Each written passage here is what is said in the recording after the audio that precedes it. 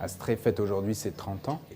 Nous souhaitons absolument que chacun puisse prendre conscience que cette solitude, elle touche tout le monde. Nous pouvons chacune et chacun agir à notre niveau, être à l'écoute, détecter, accompagner, et finalement, c'est le résumé du job d'Astrée. Nous avons souhaité lancer cette initiative Astrée avec ses partenaires AG2R, La Mondiale et Pleine Vie.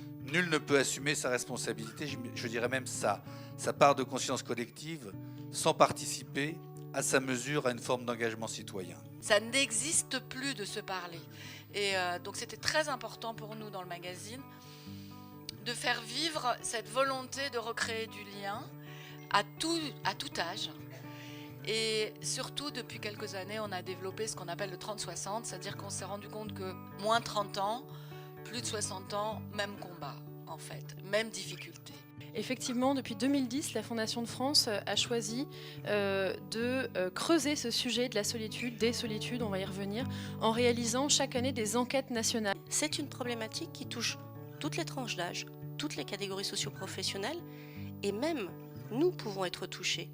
Aujourd'hui, pour nous, tout va bien, mais parfois, il suffit d'un petit élément pour que ça bascule. Il y a tout un questionnement autour de la place du bénévolat par rapport à l'emploi. Il y a tout un secteur qui se professionnalise, qui sait professionnaliser la médiation culturelle. Mais elle sort pas de chez elle et elle dit moi j'en ai assez, c'est génial ce que vous faites de venir me voir chez moi. C'est la première fois que quelqu'un s'intéresse à moi parce que je suis moi.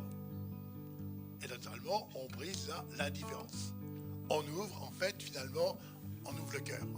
Concrètement, ça fait quoi chez les vrais gens? Eh ben, la première réponse, c'est « Enfin, je ne me sens plus seule.